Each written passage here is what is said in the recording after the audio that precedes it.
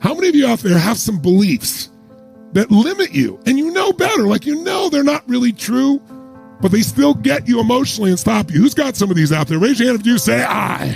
Say I. Well, you intellectually know they're not right, but they still control you because they're deep in your subconscious. They literally are a pattern that's gotten locked inside of you.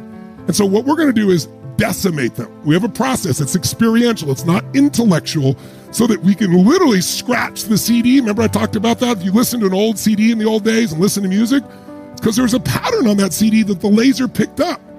And if you got a CD in your head that's keeping you overweight, set of beliefs, set of emotions, and I try to put a new one inside there, it's not going to work if I put them on top of each other. But if I pull out your old CD, right? Remember the old CDs? And I take out a needle and go back and forth, back and forth, back and forth across that belief, that emotion, that pattern. Now if you try to put it in, it'll never work the same way. So now your brain's open to something new. And then we're going to plant the something new that's going to shift you.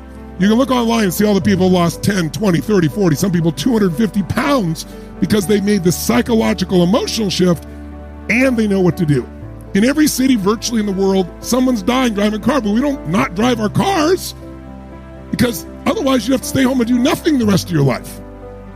So I say to all of you, grab your courage. Courage does not mean you're not afraid. We've said this several times. It means you're scared shitless, but you're going to do it anyway. And if you're going to make any money, if you're going to build a business, if you're going to have a great relationship, you're going to have to take some risks. Intelligent risks, not stupid. I'm not saying break laws or rules or whatever the case may be where you live. I mean, comply with the rules, but don't live in fear. And don't let your uncertainty keep you from taking action. Because if you do that, you're going to live that the rest of your life, and it's not a happy life. Think about it. Most people don't live that philosophy of stretching that I shared with you that Jim Rohn taught me. This whole philosophy was, if you can't, then you must. Remember? If I can't do it, then I make myself do it immediately. Now, again, it's not if you can't jump off a cliff, you must. You got to be smart. But if you say, I would be a better person if I took this action, but I'm afraid, or I'd be a better father, a better husband, better friend, better soul, better spirit, better anything, businessman, businesswoman, and I know that would happen and I really don't want to do it, I make myself do it. That's why I have the privilege to be with you today, because I keep breaking through.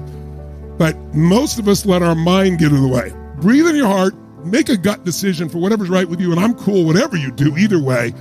But if I were you, I wouldn't just stop with a little bit you got here. If you've come back day after day, you must know there's value. So consider what you want to do, and whatever it is, we support you. We mentioned something earlier, but I want to make sure you put it in your notes. And that is the state we're in the moment. The state we're in at any moment powerfully impacts the meaning we associate to something. The state we're in the moment powerfully impacts the meaning that we associate to something or that we assign to something. So one way to change what things mean to you is just change your darn state. Is that true? I mean, if you're feeling great, do things just kind of bounce off you that normally, if you're feeling upset, would you change the way you look at them probably, change the way you feel about it? You bet. So we need to really still manage our state. And we talked about that a great deal last session. I want to make sure that that's part of your life's work. Because your life's work is really learning how to live in a way where you spend most of your time enjoying yourself, very little time in pain. Most of your time in pleasure, very little pain. And living your life hopefully in a way where not only do you feel good all the time, but the people around you feel good just by being around you. Because they're around you, they feel a lot less pain and a ton of pleasure. See, that's my idea of success. Success is when you learn to live your life in a way where you experience tons of pleasure every day and almost no pain. And simultaneously, where the way you live also causes the people around you to experience very little pain and tons of pleasure. Then you know you're really successful. Because if you feel good and nobody else does, you're a failure. Now, that doesn't mean you go around and try and make everybody feel good. Some people have an investment in feeling bad because they think feeling bad equals feeling good. Are there people that believe that, yes or no? Yeah, because they think if I feel bad, then people will notice me, or they'll love me more, or they'll help me more, or I'll get more attention, which means feeling good. People have weird crap they work inside their head about how to get to feeling good. Some people think I'm going to feel good when I make $1 billion. Some people are like, when I have this, this, and this, when I get married, have these many children, this and this, then I'll feel good. Some people have, well, I'll feel good if I feel bad, because then people notice me and make me feel good. Or you could just like choose to feel good. Which one do you think might be a more intelligent approach? Because who's in control there? You are. You don't have to worry about the environment. And by the way, when you're feeling good, it tends to make you want to feel even better. It makes you share good feelings with other people, which makes them feel good, which makes them reciprocate usually. Not always, but usually. Kind of nice. So the bottom line is we got to manage our state still And as a reminder, as far as that's concerned, changing state means change the meaning. And the way you can do it is either by changing your what? Anybody remember from last session? Change your what? Change your what? Change your physiology. Physiology, again, means the way you move, the way you breathe, your facial expressions, your gestures. The way you use your body determines the way you feel. You got to remember that for the rest of your life. If you're not feeling the way you want to feel, first thing you do is just change the way you're moving. Emotion is created by what? Motion. Emotion is created by motion. You have 50 muscles in your face. A slight change in any of these muscles will radically change the way you feel. Remember we did this last time, I think. What I'd like you to do right now, real quick, is create some tension in your body, some tension, then put a big, huge smile on your face while you're doing it and notice how it feels. How many feel somewhat excited when you feel this? Let me see your hands. You know why? Excitement has tension in it. The only difference is you send a different biochemistry into your body. You fire off different biochemicals when you make a smile. Physically, it changes. You want to get depressed? What do? Drop your shoulders, look down, breathe shallow, drool. Right? Change the way you move. Some people have limited emotions because they have limited motion. They're trying to express their feelings and they go, I have something important I want to share with you. Hear me. Feel me. I am man. Feel this? Versus, listen to me. Come on, let's make this happen. Let's do this. Do you understand what I'm talking about here? The more emotion you have, the more emotion you have. Now, shake your body out, get out of that state completely. Now, please give me an out loud answer for two reasons. It'll keep your energy high, and secondly, everyone in the room will hear the percentage of the audience that's affected. So first, did you have to change your body to go into this state? Yes or no? Did you change the muscles in your face? Yes or no?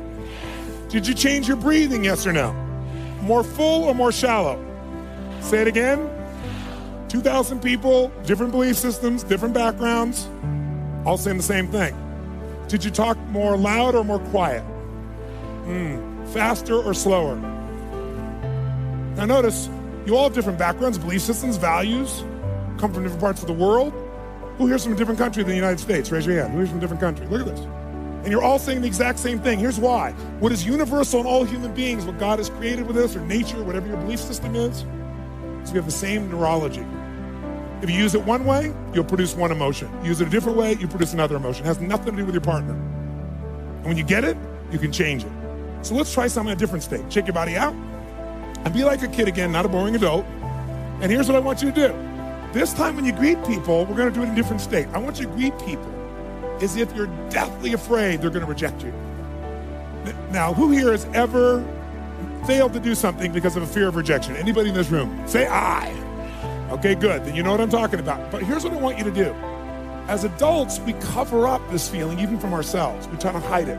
I want you to exaggerate what you do so you'll notice what you're doing on a more subtle level. So you really be like a little kid. Give me an answer nice and loud, please, so your energy's high and you hear it. Did you have to use your body very differently to go in a state of fear of rejection than pissed off? Yes or no? Did you change the muscles in your face? Yes or no? Did you change the way you were moving? Yes or no? Did you change your breathing? Yes or no? More full or even more shallow than when you're angry? Which one? Say it again. Did you talk louder or quieter? Faster or slower? Again, 2,000 people roughly, all saying the same thing. Interesting. Because in order to feel a fear of rejection, you got to do something in your body regardless of what somebody says. It's something you do, it doesn't happen to you. Let's do one last one. Shake your body out. Try a different state. This time, I want you to approach people as if whether or not they like you or not will determine whether or not they do business with you or not, which will determine whether or not your children eat next week. In other words, if they don't like you in the first 3 to 5 seconds of meeting you, and people would never make such a judgment so quickly, would they? If they don't like you in the first 3 to 5 seconds of meeting you, then in case you don't have kids, everyone you care about dies like pigs in hell. It's that important they like you. Let's see if you use your body differently. Ready? Go, go, go.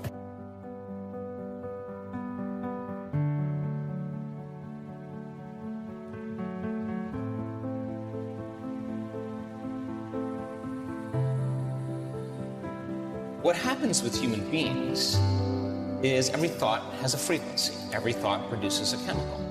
So if you keep obsessing about your lack of finances, your lack of time, your lack of energy, your lack, but you're taking thought. It's producing a frequency, and that frequency in the form of chemistry is storing that thought emotionally right in your second center. You feel guilty, you feel unhappy. The moment you feel unhappy, then you generate more thoughts equal to that feeling, which makes more chemicals, and you keep taking energy from the brain and storing it in the body. If you react to people in your life and you feel anger, frustration, whatever it is, there's a new cartoon trying to be born for you. And it requires you to own every part of the past, but own every part of the possibility. And on the other side of that, the diamonds that will drop out of your mouth, the diamonds that will come birthing from your soul, the seeds that will be planted, and the harvest that will grow. You will be barely recognizable, but better than that are the people around you. You have to work on yourself. You have to have an unstoppable attitude, and no excuse is acceptable, and you got to make it a priority, a non-negotiable in your life, and hold a constant vision of what it is you want to achieve. See it accomplished and go all out. Find a way to win. In spite of the setbacks, in spite of the disappointments, in spite of your failures. I tell people, you will fail your way to success. I have the saying, if life knocks you down, try and land on your back, because if you can look up, you can get up. See, first of all, you must decide, is your life in pursuit of happiness, or is it an expression of joy? No. Love is not something that you do. Love is something that you can become. It's your quality. If your mind is in a certain way, it's joyful. If your emotions are in a certain way, it's loving. This is the quality of sweetness of body. If your body becomes sweet and pleasant, it's called health and pleasure. If your mind becomes very pleasant, it's called peacefulness and joyfulness. If your emotions become pleasant, it's called love and compassion. If your very life energy becomes pleasant, it is called blissfulness and ecstasy. Treat yourself like you're someone that you care about. You make the world a much worse place if you don't take care of yourself. So you should bloody well take care of yourself, because it's partly because you have something valuable to bring into the world. That's the thing about being an individual. It's the thing that as an individual, you have a light that you have to bring into the world, and that if you don't bring it into the world is a dimmer place, and that's a bad thing, because when the world is a dim place, it can get very, very, very dark.